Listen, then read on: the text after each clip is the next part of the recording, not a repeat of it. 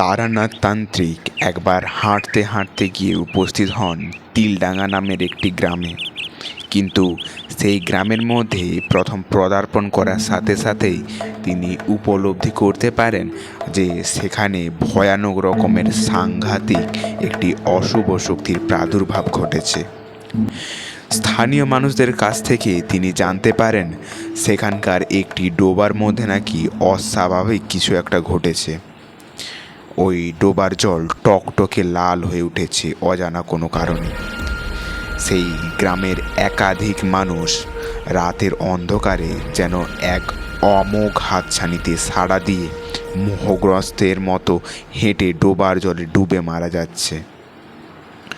সমস্ত ঘটনার কথা শুনেই তারানাথ তান্ত্রিক সিদ্ধান্ত নেন কিছু একটা করার। মন্ত্র তিনি সেই গ্রাম থেকে যান এবং গোটা বিষয়টাকে নিজের চোখে প্রত্যক্ষ দর্শন করেন। কিন্তু এরপর ঠিক কী হলো, তারানাথ তান্ত্রিক কীভাবে রক্ষা করবেন সেই গ্রামের নিরীহ নিরপরাধ মানুষদের? হঠাৎ করে সেই ডোবার জলের মধ্যে এমন কী বা ঘটল যার কারণে সেখানকার একাধিক মানুষের মৃত্যু ঘটেছে? নমস্কার, আমি আকাশ। আপনারা আজকে শুনতে চলেছেন লেখক সুরজিৎ ঘোষের কলমে তারানাথ তান্ত্রিক, তিলডাঙ্গার ডোবা। এই গল্পটি আর বেশি দেরি না করে খুব শীঘ্রই শুরু করতে চলেছি আজকের আমাদের বিশেষ নিবেদন।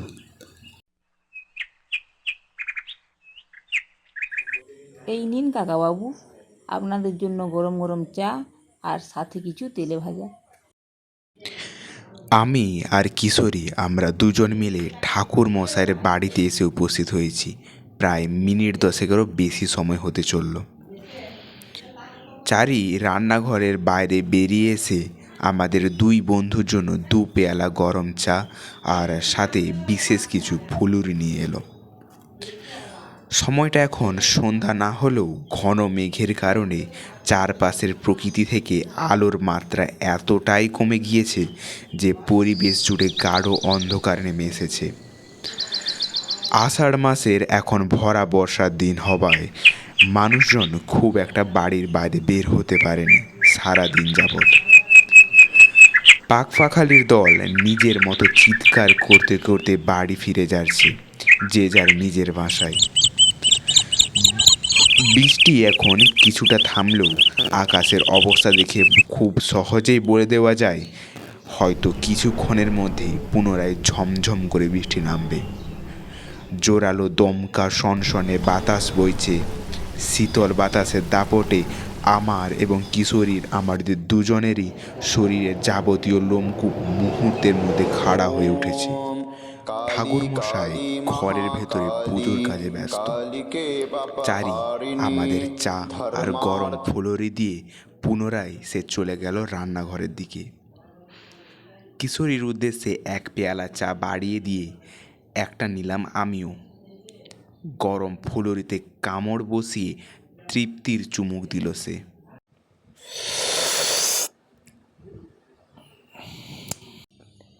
আরে বিভূতি, কিশোরী, বলো কখন এলে তোমরা?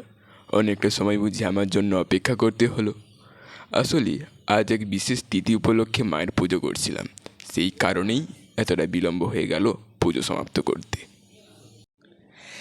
নানা ঠাকুর মশাই, সে ঠিক আছে, এসব নিয়ে আপনাকে অতটা ভাবতে হবে না।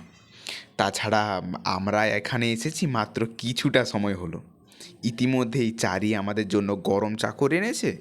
আপনি দয়া করে আমাদের নিয়ে ব্যতিব্যস্ত হয়ে পড়বেন না। আমরা কখনোই চাই না যে আমাদের কারণে আপনার পুজোয় সামান্যতম কোনো বিঘ্ন ঘটুক। সেজন্যই তো আমরা আপনার পুজোর কাজে কোনো বাধা সৃষ্টি করিনি। এই যে ঠাকুরমশাই, আপনি দাঁড়িয়ে রইলেন কেন? বসুন। আমি এখন বসবো না, তোমরা এই পুজোর প্রসাদগুলো খাও। আমি ঘরের ভেতর থেকে চটজলদি এই পুজোর পোশাক পরিবর্তন করে আসছি, তারপর না হয় একসাথে বসে জমি আড্ডা দেওয়া যাবে। আচ্ছা, বেশ ঠিক আছে ঠাকুরমশাই, তবে তাই হোক।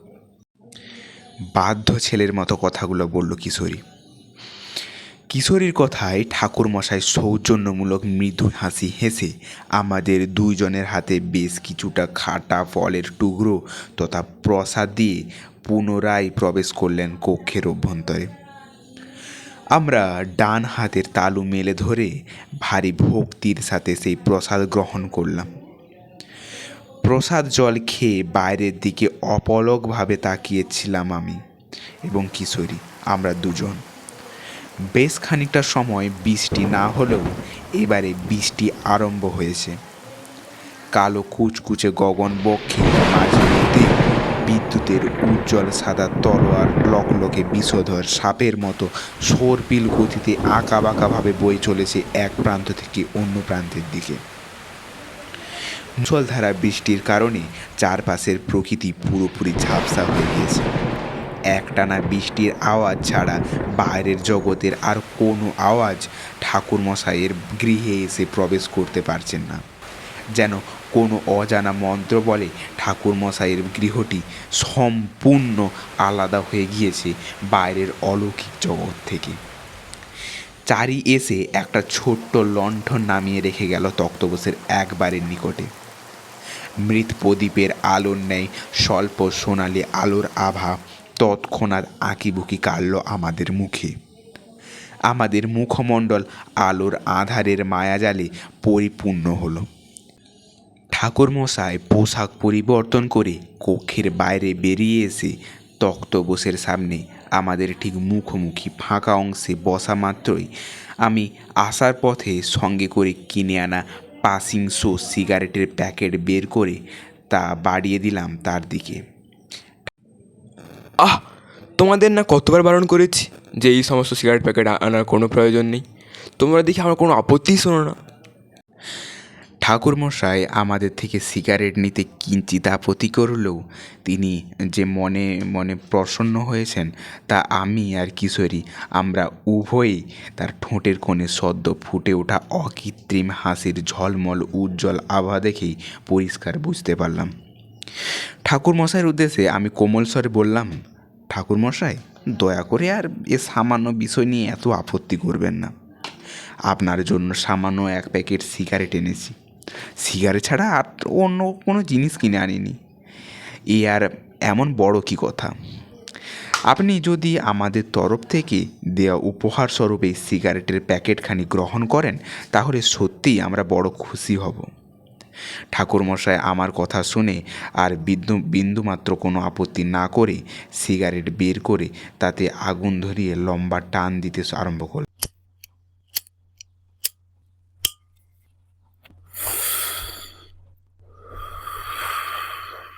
বলি কি ঠাকুরমশাই, এবার তাহলে একটা ভালো গাছ ছমছমে ভয়ের গল্প হয়ে যাক নাকি? এরকম অন্ধকারচ্ছন্ন বৃষ্টিমুখর পরিবেশে ভূতের গল্প হলে গোটা বিষয়টা একবারে জমে ক্ষীর হয়ে যাবে। কিশোরীর কথা শুনে ঠাকুরমশাই বেজায় চটে গেলেন। তিনি হাতের জ্বলন্ত সিগারেট ছুঁড়ে ফেলে দিলেন মাঝ উঠোনের দিকে, আর দুই চোখ ততক্ষণে বিস্ফোরিত হয়ে উঠেছে। তিনি বেশ মেজাজের সাথে ঝাঁকিয়ে উঠে বললেন, আহ কিশোরী, তোমাকে না কতবার আমি বলেছি যে আমি তোমাদের আজ পর্যন্ত যত ঘটনার কথাই বলি না কেন তা প্রত্যেকটা দিনের আলোর মতো ধ্রুব সত্য। একটিও অলীক বাস্তবতা কিংবা কল্পনার ভিত্তিতে বলা মিথ্যে গল্প নয়। অথচ তোমরা আমার কথা কানে তোলো না একেবারেই। বর্তমান সময়ে এখন আমার মুখ থেকে ওই সমস্ত ঘটনাগুলো শুনতে তোমাদের বেশ ভালো লাগলেও অতীতে যাদের সাথে ওই সকল হাড়হিম করা ভয়ানক ঘটনা ঘটেছিল কেবলমাত্র তারাই বলতে পারে যে সেই সকল ঘটনার বীভৎসতা ঠিক কতখানি। এই জন্যই বোধহয় বাংলায় প্রবাদ রয়েছে, কারো পৌষ মাস হ্যাঁ তো কারো সর্বনাশ। তোমরা এখন যেমন মজা করে বলছো গল্প শোনাতে, অথচ সেই সকল ঘটনাই এককালে সাধারণ মানুষের মধ্যে রীতিমতো ত্রাসের সৃষ্টি করেছিল। পরিস্থিতি বেগতিক বুঝে আমি সবটা সামাল দেওয়ার জন্য তড়িঘড়ি বলে উঠলাম, ঠাকুরমশাই, আপনি দয়া করে কিশোরীর কথায় কিছু মনে করবেন না। জানেনই তো ও ওই রকমের স্বভাবের রসিক মানুষ। আপনার সাথে নেহাত রসিকতা করেই বলে ফেলেছে কথাগুলো। আমরা খুব ভালোভাবেই জানি যে আপনি আমাদের যা বলেন তা প্রত্যেকটি সত্য ঘটনা। আপনার অনেক ক্ষমতা, আপনি আমাদের মতো মোটেই কোনো সাধারণ মানুষ নন। আপনার সেই সমস্ত ক্ষমতার পরিচয় আমরা বহুবার বিভিন্নভাবে পেয়েছি। আপনি দয়া করে আর রাগারাগি করবেন না, বরং একটা বেশ ভালো ভয়ের বাস্তব ঘটনার কথা না হয় আজকে আমাদের বলে শোনান দেখি। আচ্ছা, বেশ বেশ, ঠিক আছে। বিভূতি এত করে যখন বলছো, তখন একটা ঘটনা তোমাদের নিশ্চয়ই বলে শোনাবো। এই কথা বলে ঠাকুরমশাই এবার অপলকভাবে তাকিয়ে রইলেন বাইরের নিকষ কালো অন্ধকারে ডুবে থাকা পরিবেশের দিকে। আর এই রূপ চোখের দৃষ্টি আমরা দুজনে খুব ভালোভাবে জানি। আমরা বুঝতে পারলাম তিনি তার অতীতের স্মৃতিরোম মন্থন করে তুলে আনার চেষ্টা করছেন কোনো এক ভয়ানক ঘটনাকে। সবটা বলার আগে মনে মনে পুরো ঘটনাটি কে একবার গুছিয়ে নিচ্ছেন তিনি। তবে কিশোরীর দিকে তাকাতেই আমার ভারী রাগ হলো। সে একসময় এমন রেফাস কথা বলে ফেলে যে পরিস্থিতি পুরোপুরি হাতের বাইরে চলে যাওয়ার উপক্রম হয়। বেশিক্ষণ আমাদের এইভাবে একেবারেই অপেক্ষা করতে হলো না। স্বল্প কিছুটা সময় পর ঠাকুরমশাই বলতে আরম্ভ করলেন তার আজকের কাহিনী। তোমরা তো জানোই যে আমি আমার অতীতের বেশিরভাগ অংশই কাটিয়ে দিয়েছি বিভিন্ন জায়গায় ঘোরাঘুরি করে। আমি বরাবরই একটু ভবঘুরে গোজের মানুষ ছিলাম। চার দেওয়ালের ওই গণ্ডিবদ্ধ জীবনের মধ্যে থাকতে আমার যেন দম বন্ধ হয়ে আসতো। সেবার আমি হাঁটতে হাঁটতে গিয়ে উপস্থিত হয়েছিলাম তিলডাঙ্গা নামের এক গ্রামে। তবে সেই গ্রামের বুকে প্রথম পদার্পণ করার সাথে সাথেই উপলব্ধি করতে পারলাম সেখানে সাংঘাতিক কিছু একটা অশুভ শক্তির প্রাদুর্ভাব ঘটেছে। সেই গ্রামের বুকে প্রবেশ করে আমি দেখলাম চারপাশ কেমন যেন থমথমে, কোথাও কোনো মানুষজনের দেখা পেলাম না। গ্রামের প্রধান রাস্তা ধরে অনেকটা পথ আসার পর আমি স্থানীয় চায়ের দোকানের বেঞ্চে বসে থাকা কিছু নবীন প্রবীণ পুরুষ মানুষদের দেখতে পেলাম। তাদের দেখেই বুঝতে পারলাম যে তারা প্রত্যেকেই ওই গ্রামের বাসিন্দা কিংবা ওখানে স্থানীয় মানুষ। ইচ্ছাকৃতভাবেই খানিকটা ভাব জমানোর জন্য এবং তাদের গ্রামে ঠিক কী বিপদ ঘটেছে তার আভাস পাওয়ার জন্য সেদিকে এগিয়ে গেলাম। চায়ের দোকানদারের উদ্দেশ্যে বললাম, এক ভাঁড় চা দেবেন তো। আমি লক্ষ্য করে দেখলাম চায়ের দোকানের মধ্যে উপস্থিত প্রতিটা মানুষ এক ঝলকের জন্য হলেও আমার দিকে ভারী অদ্ভুত দৃষ্টিতে ভীষণ কৌতূহলের সাথে তাকালো। সেই তল্লাটে যে তারা আমায় এর পূর্বে কখনো কোনো দিন দেখেনি তা আমি তাদের চোখ মুখের অভিব্যক্তি দেখেই পরিষ্কার বুঝতে পারলাম। চায়ের দোকানদার আমার দিকে একটি মাটির ভাঁড়ে উষ্ণ চা ঢেলে তা বাড়িয়ে দিল। চায়ের ভাঁড় হাতে নিয়ে আমি বেঞ্চে বসলাম। সেই সকল মানুষেরা পুনরায় নিজেদের মধ্যে কথোপকথনে অত্যন্ত ব্যস্ত হয়ে পড়ল। একজন বৃদ্ধ গোছের ভদ্রলোক প্রায় তারই সমবয়সী অন্য আরেকজনের উদ্দেশ্যে বললেন, হ্যাঁ ফণিভূষণ, তুমি একেবারে যথার্থ বলেছ। সত্যি গ্রামের ওপর যে ভয়ানক অভিশাপ নেমে এসেছে তার কথা ভাবতেই ভয়ে বুক কেঁপে উঠেছে বারবার। না জানি কোন দিন কখন আমাদের পরিবারের লোকেদের এই সর্বনাশের কবলে পড়তে হবে, মৃত্যুর দিকে ধেয়ে যেতে হবে। এরকমভাবে বাঁচা একেবারেই সম্ভব নয়। ভয়ে ভয়ে কি কখনো বেঁচে থাকা যায়? খালি মনের মধ্যে ভয় হচ্ছে কি জানি কখন হয়তো কোনো প্রিয়জনকে হারিয়ে ফেলি। ছেলেপুলে বাচ্চা কাচ্চা নাতি নাতনি নিয়ে ঘর, ওদের যদি কোনো বিপদ আপদ ঘটে তাহলে এই বয়সে এসে কিছুতেই তা সহ্য করতে পারবো না। তাই সিদ্ধান্ত নিয়েছি মাত্র কয়েকটা দিন দেখব, তাতেও যদি এই সমস্যার সমাধান না হয় তাহলে পরিবারের সকলকে নিয়ে এই গ্রাম ছেড়ে চলে যাব, আপাতত না, যতদিন না এই বিপদের অন্ত ঘটে ততদিন। এটা তুমি একবারে হক কথা বলেছ। সত্যি কথা বলতে কি, এরকম জটিল সংকটময় পরিস্থিতিতে গ্রাম ছেড়ে পরিবারকে সকলকে নিয়ে অন্যত্র চলে যাওয়াই সবচেয়ে বুদ্ধিমানের কাজ হবে বলে আমারও ব্যক্তিগত মতামত। হায় ভগবান, কার যে কুনজর পড়ল আমাদের গ্রামের ওপর তা স্বয়ং ঈশ্বরই জানেন। সামান্য একটা ছোট্ট ডোবা যে এভাবে রাতারাতি বিভীষিকার আকারে নেমে যাবে তা আমরা কেউ কখনো কল্পনাতেও ভাবিনি। এই রকম ঘটনা অতীতে এর পূর্বে কখনো ঘটেনি। বাপ ঠাকুরদার মুখ থেকে কখনো শুনিনি এই ডোবার এরূপ অভিশাপ নেমে এসেছিল বলে। তাহলে এইবার হঠাৎ করে কি ঘটলো তা সত্যিই বুঝে উঠতে পারছি না গো।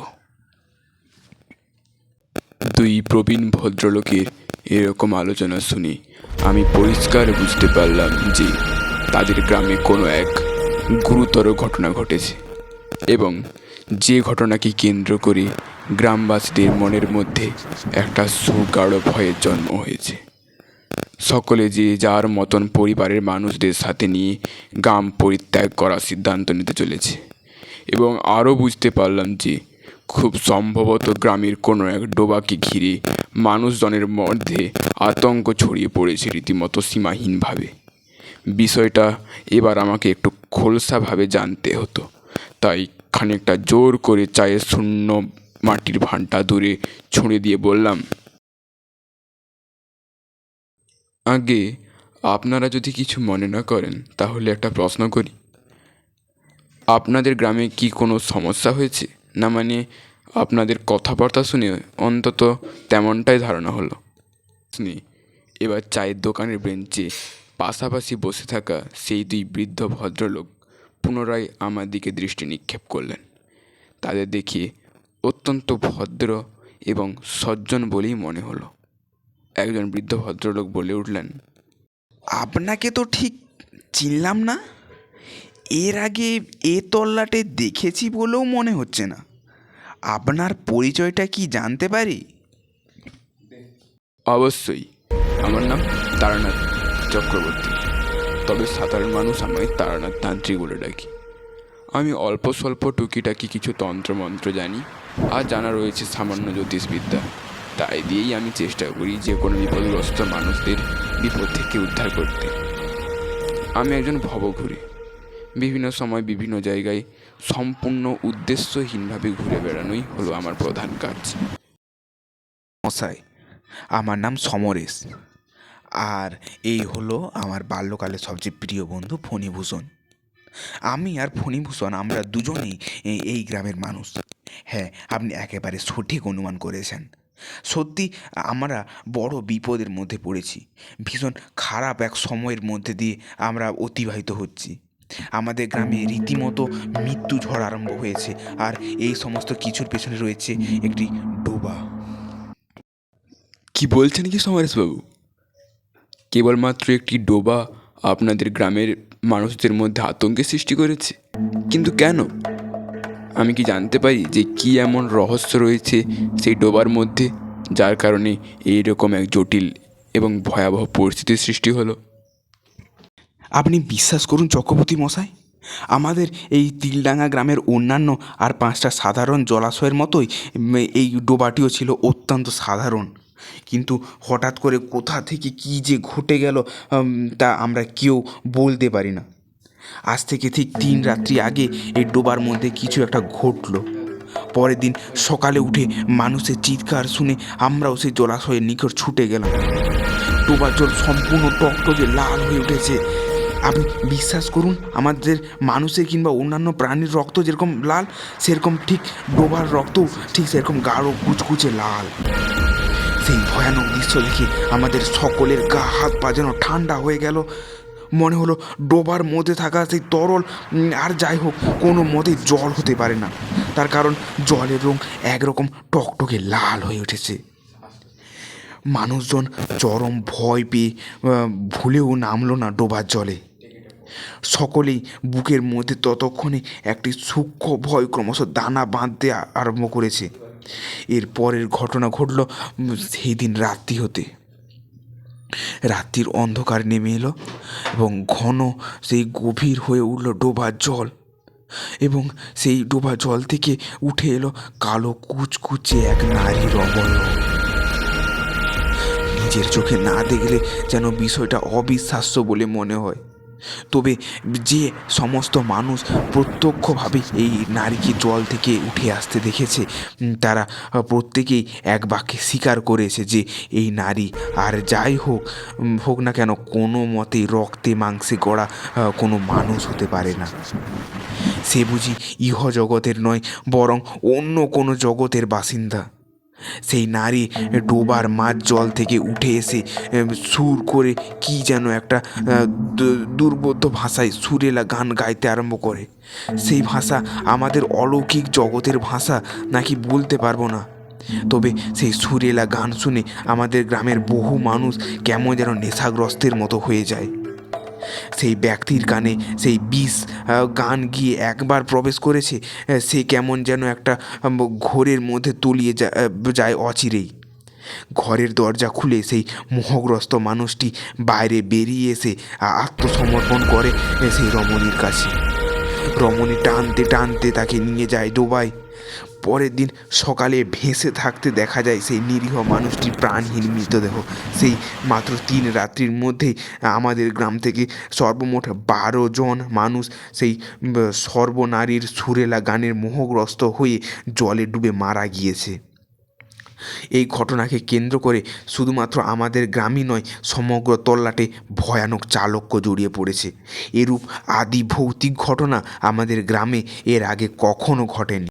সত্যি কথা বলতে কি, সমরেশবাবুর মুখ থেকে এরকম ভয়াবহ আখ্যান শুনতে শুনতে আমার পা যেন ঠান্ডা হয়ে যাচ্ছিল।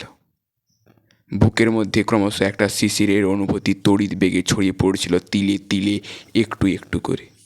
আমি স্বয়ং তান্ত্রিক, যে নিজের জীবন ভোর নানা ভয়াবহ অভিজ্ঞতার মুখোমুখি হয়েছে, সে আমার পর্যন্ত অবস্থা হয়ে উঠল শোচনীয়। আমি একবার বিস্ময়ের সাথে বললাম, এই কি বলছেন? এই যে একেবারে সাংঘাতিক ঘটনা। আজ্ঞে হ্যাঁ চক্রবর্তী মশাই, সাংঘাতিক বলে সাংঘাতিক। আমাদের এখানকার প্রতিটা মানুষের জীবন বড় বিপর্যয়ের সম্মুখীন হয়েছে। সন্ধ্যার অন্ধকার থেকে মানুষজন ভুলেও বাড়ির বাইরে পা রাখছে না। সকলেই চরম ভয়ে যে যার গৃহের দরজা জানালা বন্ধ করে রীতিমতো কানে তুলো গুঁজে বসে থাকছে, যাতে সর্বনাশিনী সুর যেন কানে পৌঁছাতে না পারে। এবার আপনিই বলুন, এইভাবে কি বেঁচে থাকা সম্ভব? আমরা কেউ বুঝতেই পারছি না এই সর্বনাশিনী আসলে কে, কেন তার এখানে হঠাৎ করে উৎপত্তি হলো। এই সকলের প্রশ্নের উত্তর আমাদের কাছে আজও অজানা। কথাগুলো বলল সমরেশবাবুর পাশে বসে থাকা ফণিভূষণ বাবু। কথাটা শুনে সত্যিই আমি ভারী চিন্তিত হয়ে পড়লাম। আমি তাদের উদ্দেশ্যে একবার জিজ্ঞাসা করলাম, আচ্ছা, আপনাদের গ্রামের কোনখানে সেই ডোবাটি রয়েছে তা বলতে পারেন? কেন চক্রবর্তী মশাই, ওই ডোবার ঠিকানা জেনে আপনি কি করবেন? আপনি কি সেই স্থানে যাবেন নাকি? আজ্ঞে হ্যাঁ ফণিভূষণ বাবু, আমি একবার সেই স্থানে যেতে চাই। গোটা বিষয়টা আমাকে একবার নিজের চোখে দেখতে হবে। আমাকে দেখতে হবে সেই ডোবার জল ঠিক কীরকম পরিবর্তন হয়েছে। তার জন্যই আপনাদের কাছ থেকে ঠিকানাটা জানতে চাইছি। আমার এই প্রস্তাবে ফণিভূষণ বাবু এবং সমরেশবাবু তারা একে অপরের দিকে দৃষ্টি বিনিময় করলেন। তারপর আমার দিকে তাকিয়ে বললেন, আচ্ছা বেশ, আপনি যখন স্বেচ্ছায় সেখানে যেতে চাইছেন, তখন আমরা দুজনেই আপনাকে সেই স্থানে নিয়ে যাব। এখন দিনের বেলায় চারদিকে খটখটে সূর্যের আলোয় পরিপূর্ণ, সন্ধ্যা নামতেও বেশ অনেকটা সময় বাকি, সুতরাং সেই সময় সেই স্থানে একেবারেই নিরাপদ। যত বিপত্তি ঘটে সন্ধ্যার অন্ধকার নামার পর। তাই আপনি চলুন আমাদের সাথে, আমরা আপনাকে সেখানে নিয়ে যাব। চায়ের দোকানদারকে তার চায়ের দাম মিটিয়ে দিতেই যাচ্ছিলাম, কিন্তু সমরেশবাবু তাতে ভীষণ রকমের আপত্তি করে বললেন, আমি নাকি তাদের গ্রামের অতিথি, তাই চায়ের দাম মেটানো তাদের কর্তব্যের মধ্যে পড়ে। দোকান থেকে বেরিয়ে গ্রামের প্রধান রাস্তা থেকে নেমে বেশ অনেকটা হাঁটার পর আমরা তিনজনে যেই স্থানে এসে উপস্থিত হলাম, সেই জায়গাটাকে সাক্ষাৎ মৃত্যুপুরী বলা যায়। সেই ডোবার নিকটে এসে দাঁড়াতেই আমি উপলব্ধি করলাম সমগ্র জায়গাটা বর্তমানে তলিয়ে গিয়েছে এক অজানা অপশক্তির প্রকোপে। আমার হৃদয়ের মধ্যে বেশ জোরালোভাবে বেজে উঠল একটা সাংঘাতিক বিপদ ঘণ্টা। তোমরা তো জানো কিশোরী যে আমি যে কোনো বিপদের আগাম আভাস পাই। এবারেও তার ব্যতিক্রম কিছু ঘটল না। বাতাসের মধ্যে একটা উগ্র ঝাঁঝালো গন্ধ আমার নাকে এসে ঠেকলো। সেই উৎকট গন্ধের তীব্রতা এতটাই বেশি যে আমার তলপেট যেন গুলিয়ে হড় করে বমি করতে ইচ্ছে করলো, কিন্তু কোনো রকমে আমি নিজেকে সামলে নিলাম। একটা না এতক্ষণ পর্যন্ত গল্প বলার পর ঠাকুরমশাই একটু থামলেন। বাইরের দিকে দৃষ্টি যেতেই দেখলাম বৃষ্টির মাত্রা কমার বদলে ভীষণ রকমের বৃদ্ধি পেয়েছে। যে হারে বৃদ্ধি পেয়েছে তাতে মনে হচ্ছে আর বোধহয় পছন্দের সিগারেটের প্যাকেটখানা তুলে নিয়ে ঠাকুরমশাই একটি সিগারেট বের করে ফস শব্দে তাতে দেশলাই কাঠি জ্বালিয়ে আগুন ধরিয়ে ধূমপান করতে আরম্ভ করলেন। কিশোরীর শরীরে একেবারেই ধৈর্য শক্তি বলে কোনো জিনিস নাই। সে অধৈর্য হয়ে বলল, ঠাকুরমশাই এরপর হলো আপনি সেই স্থানে অর্থাৎ সেই ডোবার সন্নিকটে গিয়ে কী দেখলেন? কিশোরীর প্রশ্নে তান্ত্রিক নাক ও মুখের মাধ্যমে গল গল করে বেশ খানিকটা ধোঁয়া ছেড়ে রক্ত বর্ণের ন্যায় লাল চোখে তার দিকে তাকিয়ে গম্ভীর্যপূর্ণভাবে বললেন, সেই ডোবার নিকটে গিয়ে আমি দেখলাম সত্যি সমরেশ বাবুরা যা বলেছেন তার এক বর্ণ মিথ্যা নয়। গোটা ডোবার জল টকটকে লাল হয়েছে, যেন মনে হয় সেই ডোবার জলের মধ্যে কেউ মিশিয়ে দিয়েছে কোনো জীবিত প্রাণীর রক্ত। সেই ডোবার মধ্যে থেকে উঠে আসছে সেই উৎকট বিশ্রী ঝাঁঝালো গন্ধটা।